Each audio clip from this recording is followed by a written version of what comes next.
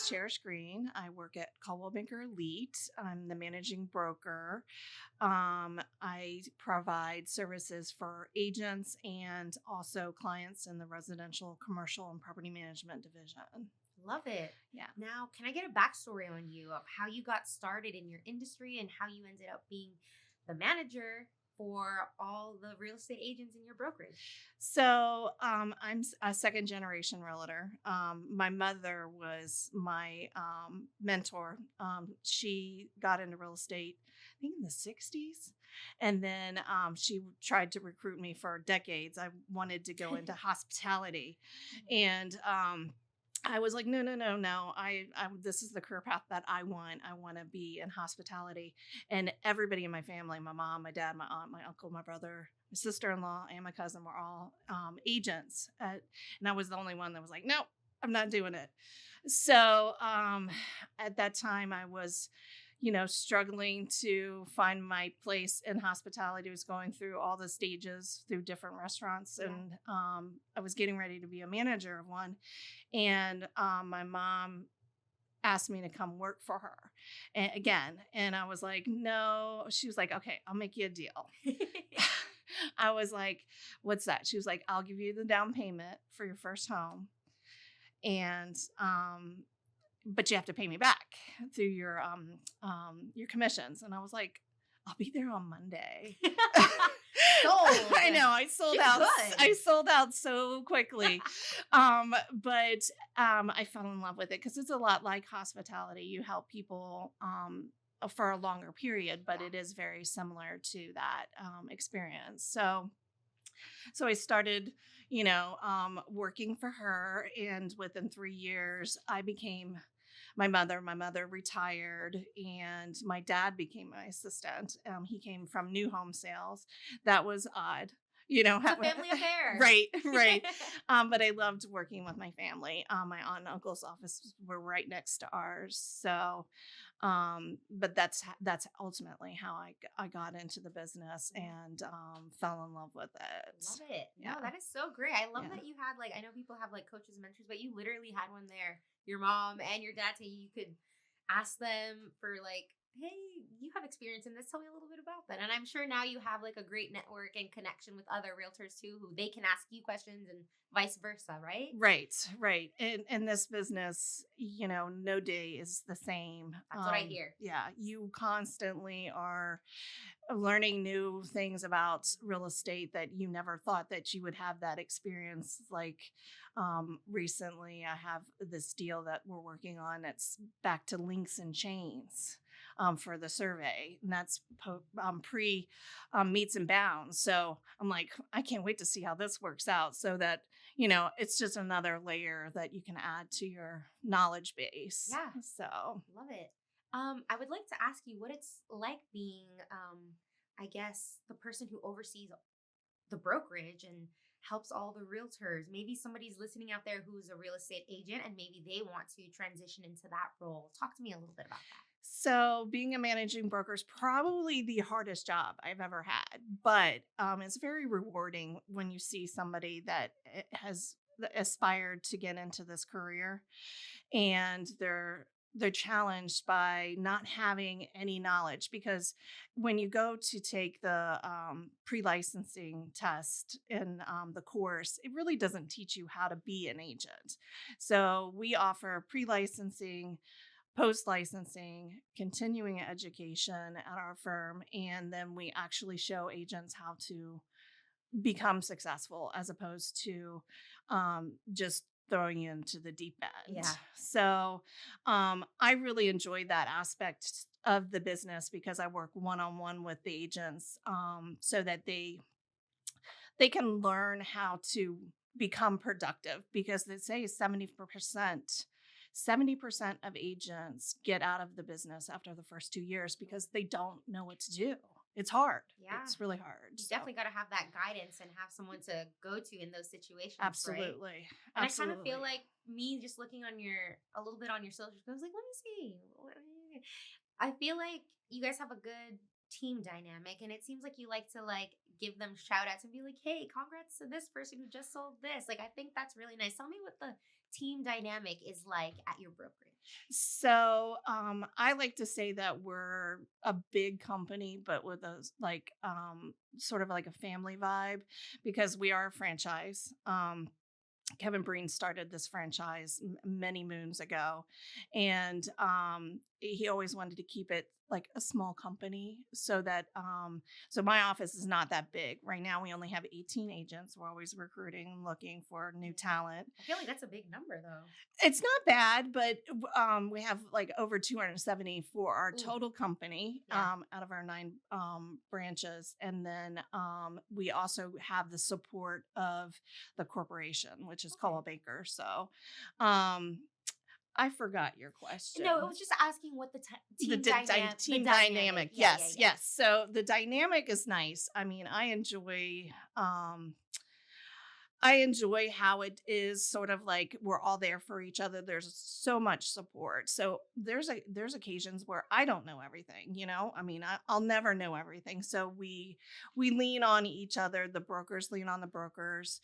And then we're there for the agents at whatever they need Yeah. in those regards. So there is an occasion or two where like an agent will come to me with a problem like, you know what, I need to go send that up, Yeah. and we have that support network. So we try to do stuff that's for the community as well.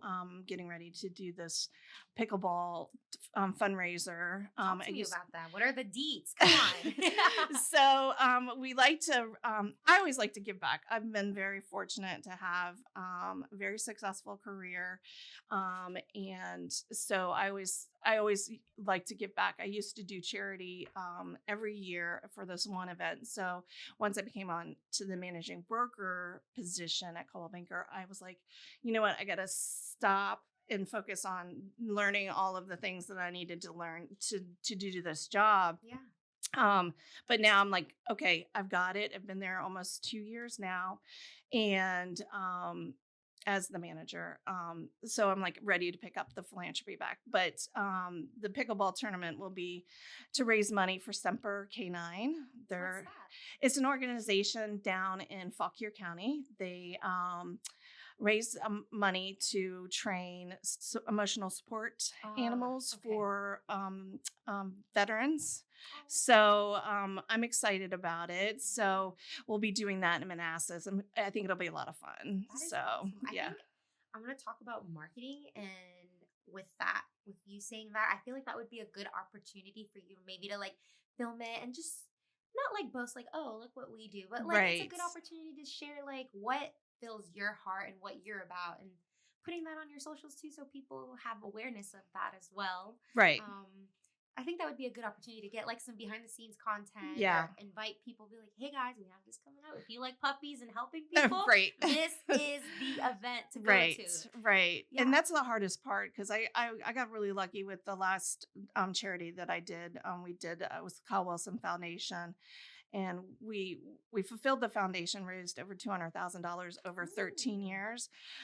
So this one will be starting new. Mm. Even though I step down as chairman for the Cal Wilson Foundation, that will always be in its place. But you're right, the social media aspect for giving back to your community does help with marketing, even though it is the right thing to do. You Yeah, know, absolutely. it's a win-win Yeah, situation for everybody. So, exactly. but yeah, you're right. I need to do better We about all that. we all could. Don't worry about that. I think we all there's definitely improvements. I don't think we're all going to be at our 100. We can try to be. We'll always be at 99%, Right. right? There's always Right. that 1% that's always like, got to work for it, right? Yeah, So, yeah, absolutely. it's a journey, and figuring it all out and just seeing what works, what doesn't work. So, it's all good. Yes.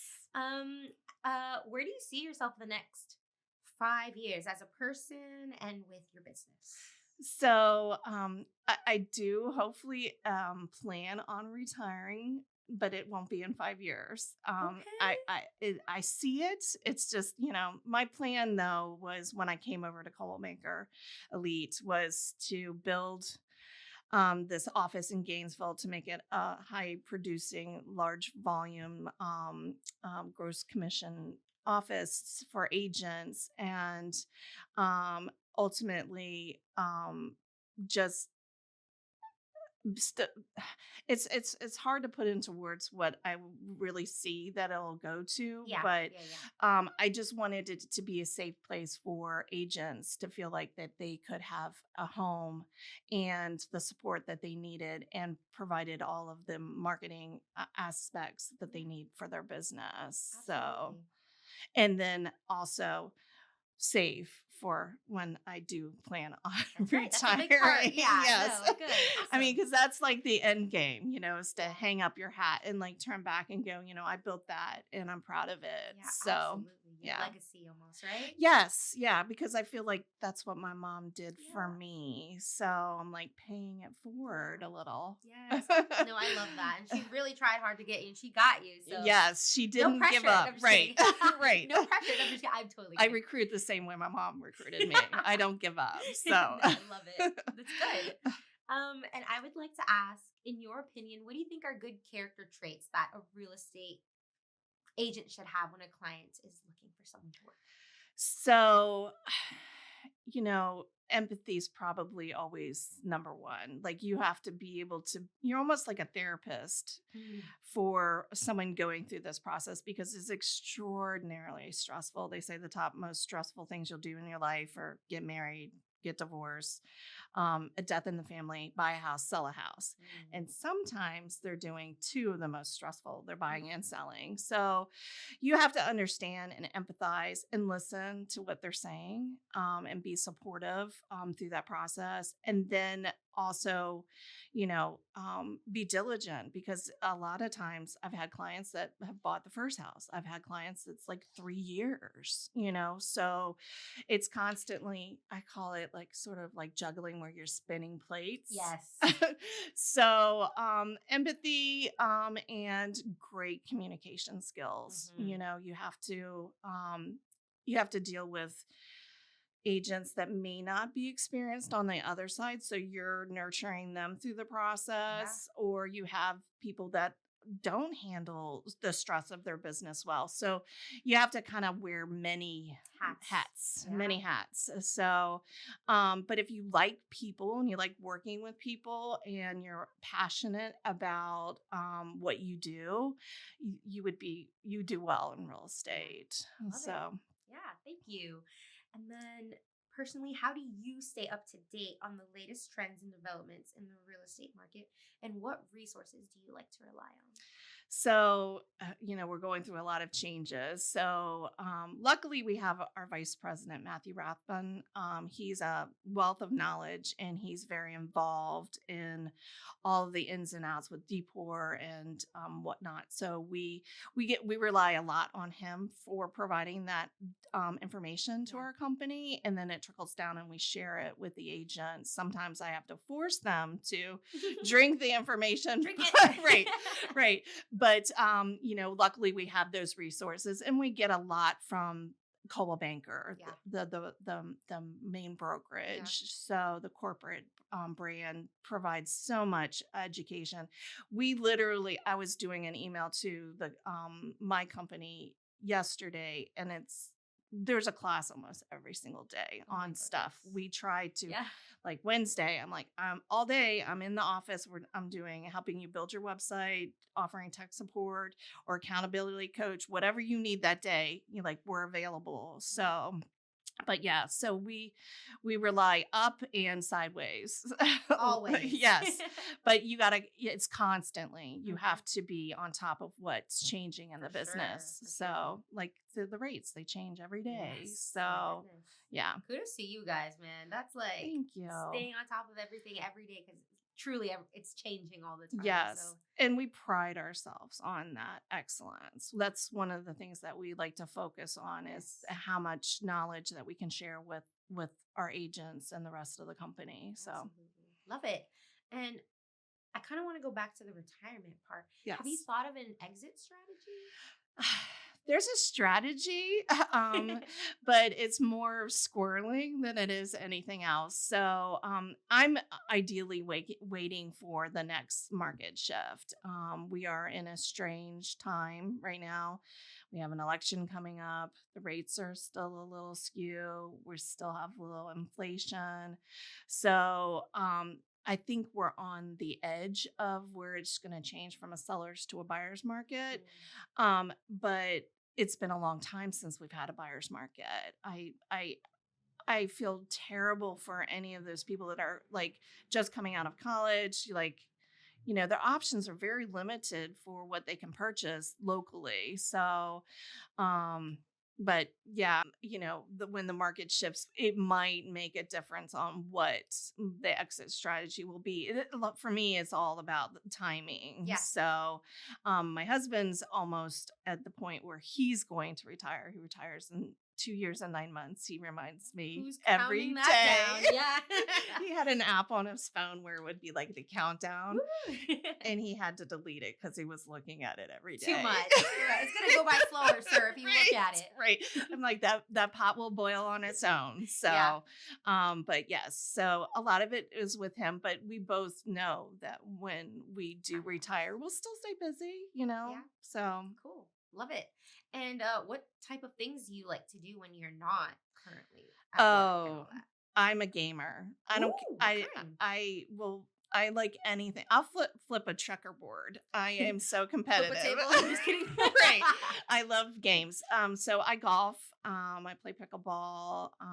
I golf 3 times a week. I try to.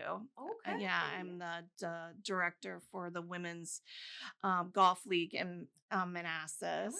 So Impressive. we're still always recruiting new age ladies that want to learn to play golf. It's a lot of fun. Hit up So Cherish, y'all. yes, yeah. I really enjoy it. I used to play softball competitively. Played for 40 years. We traveled all over the United States. It was so much I fun. bet. But I took 20 stitches off the face, and I was like, okay, I'm done.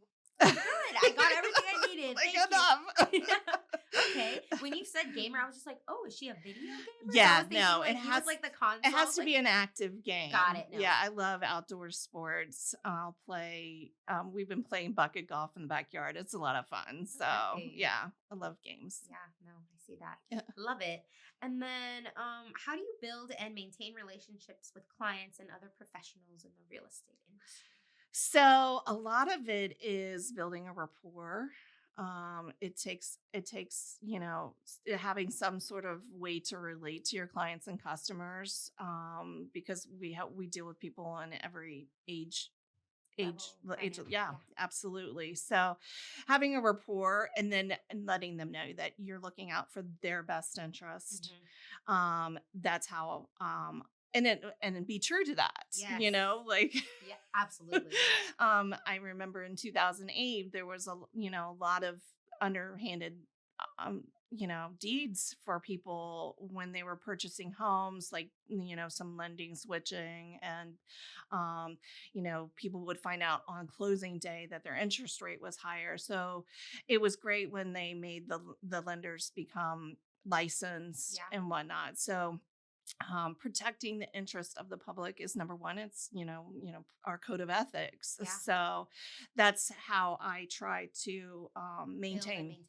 Build and maintain, and then staying in touch with them for years, and then having these events and inviting everybody to them. I'm very social. I love inviting people to come enjoy the things that I do. That's why I did the golf, and I'm trying to do this pickleball. Yeah. So Love it. yeah, community events. It's a great way to stay in touch. Absolutely. So, and then with agents, I've been fortunate to be in the business where some of the agents that I know I've known since I was a little girl. So I use my relationships with them. So my last managing broker, he went to high school with my mom. So it's just really it's really cool to have those relationships. Yeah, absolutely. So and it's cool that you could like get them like through your parents, and like they could just offer so much information for absolutely. people that you meet as well. It's just like a pool of knowledge. Yeah, absolutely. And I really enjoy working with a lot of agents. I have this one agent that works for me for DC and Maryland, and we were competitors all of our all of our career, but I met him coaching his son in Little League baseball. Look at that. So, it's like, I think, if people want to get into the business, being a part of your community, getting out, joining some sort of group and building your relationships with people is the quickest way to build your career. Oh, for sure. I So have to agree with that. I think too. that is true with most people's careers. Yes. So Absolutely. No. yeah. Yep. And then, what do you think are the most common mistakes sellers make when trying to sell their homes? And how have you and your team helped them avoid those mistakes? So, price is the main key. Factor, Yeah. yeah. Yeah. So, ideally, if you go onto a listing appointment, a seller's like, I want to price it for this ridiculous amount. I'm like, well, call me on the next. Let me be your next agent. Yes. Pick me, please. Right. Right. Because, people are not going to pay for something that it's not what it's worth. Yeah. So, price is probably the number one mistake. But one thing that we have been able to do that we offer with Coldwell Banker Elite is a revitalize program. And it's really cool because if, say, for instance, I go to do a listing appointment and the house I go through, there's always going to be something that I'm going to suggest that they do prior to listing. Yeah. Such as if they need a new roof, or they should paint this one room, or they need to change the carpet, or they have mismatched flooring or whatever, make a cohesive, situation in the kitchen, living room, and dining room. The Revitalize program will lend them the money free, interest free, and they'll have the work done, and they pay for it at closing. So it does make a big difference, because a lot of times when people are getting ready to sell, they're like, all of their eggs may be in other baskets, and a lot of people don't keep a lot of money fluid. We most of our cash is invested in something, whether it's your retirement or your house or what have you. So it would be nice to have a loan to make those renovations, Yeah. to get your house sold quickly Mhm. and for the price that you want, because oftentimes these can bring you a higher yield. So Yeah. Something to think about yeah, there. yeah. Love it. What are your thoughts on having open houses? Do you like them, or sometimes? Or... I think it's up to the client. Now, it's a great tool for agents to meet new potential clients. I encourage all the agents in my office, is like, you should be doing open houses every week. I did open houses when I was 14 years old. Whoa. Yeah. Hope you had a parent. That's scary. Back then, you didn't have to be a realtor, and you didn't have to be a broker. You were like a house babysitter. So I did not know that. That's kind of cool. Yeah. Party at my house. I'm just kidding. So my aunt used to hire me to have her come in and sit in her open houses, and she would have all her properties open. Honestly, what is a disadvantage to having more eyes on your house? Yeah, it's true. So, there's sellers that'll be like, I only want it to be shown here, here, or here. Don't restrict it. Keep it open to anybody. Now, don't let anybody just off the street walk into your house, which is what you're doing in an open house. I do encourage agents to do dual open houses, one for safety, and two, it protects the owner's property too, because you can't be in more than one place at one time. No. So Oh my gosh. yeah. I didn't Yeah. think about that. But I think open houses are great, 100%. So Period. yeah. Love it. All right. And then let's see.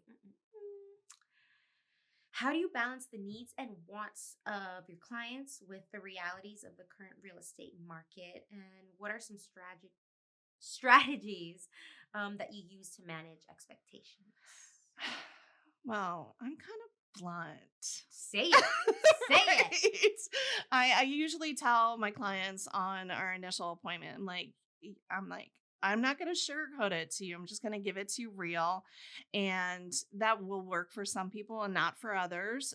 But I think just being honest about the market, the expectations, what's going to happen, what to expect.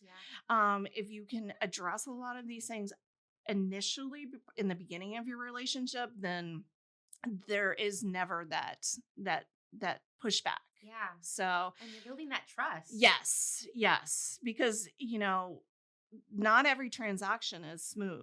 There are hiccups, there's financing issues, there's home inspection issues, there's stuff that arise. I mean, I've gone to a walkthrough prior to closing and it was raining in the Mm, house. lovely. Yeah, so my client's like, he's got the moving truck out front, and I'm like, we're not closing. And he's like, I have nowhere to live. And I'm like, you can't buy this house.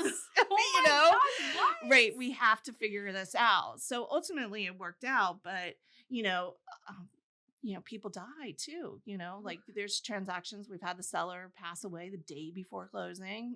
It's, these are the kind of situations where you have to pivot and Yeah. make plans and negotiate and keep a clear head and hope that everything works out.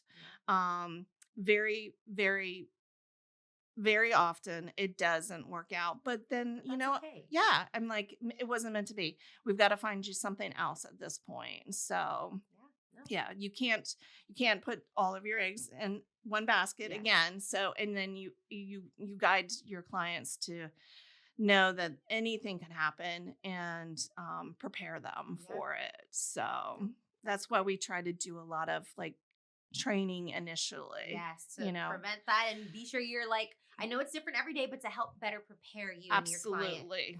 for whatever comes. Love Yes. it. Yeah. And now, is there anything that maybe I have not touched on that you would like to share about yourself personally, or maybe your business or your team?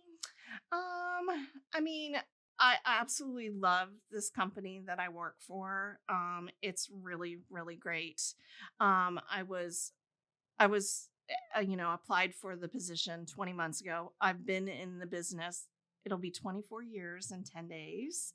Who's counting I that? know, I know. I'm like, I can't believe that it's been that long. Thank Congratulations. you. Yeah, I'm looking forward to getting my plaque for my 25th, my Ooh. silver, award for that many years and one business. I never ever expected that I would stay in this business that long, but it's because it does.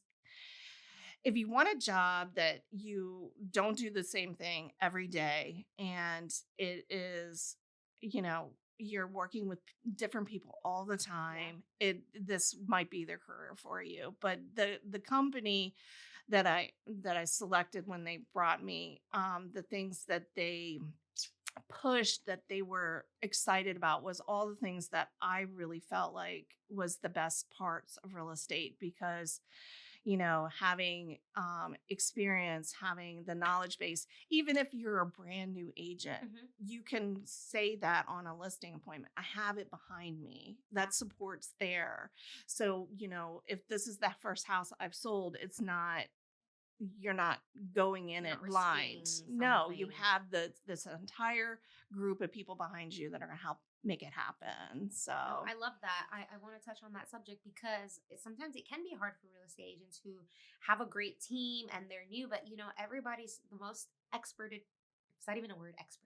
right, Expertise or right. expert person out there Yes, right. started off like that. So you got to give those people the opportunity to get there as Absolutely. well. So, Absolutely. It's extraordinarily challenging for agents that are just getting in the business because I remember like I didn't know what I didn't know.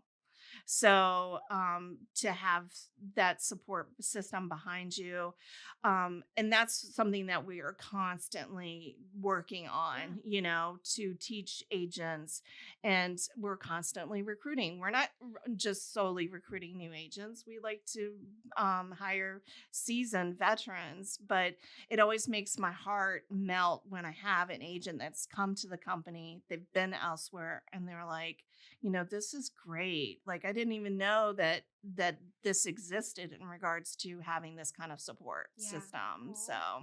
See, and the fact that you guys can harbor this community of feeling welcomed and not feeling like less than, and having that support behind you is amazing. Yeah, it is. And I was surprised how much it was existed when I came, because I've had other brokerages that I've worked for, and I Yeah. was like, oh, they are selling what they're saying. Same. So it was really great. So I enjoy working for this company, especially the owner, Kevin. He's fantastic. So Shout out yes. Kevin. Wonderful. My last question is going to be kind of a fun one. Okay. Do you have a quote or a saying or maybe something that somebody told you in your life that has inspired you in any way? And if you could remember that, could you share with us? Inspired me in any way? Well, I always say beware of skinny cows. Whoa, elaborate on that. So my father was, my one of my mentors, but also, my assistant when I was working at my first job. And he always said, beware of skinny cows. And I was like, what is he talking about? That's I me don't right understand. now. Right. What does this mean?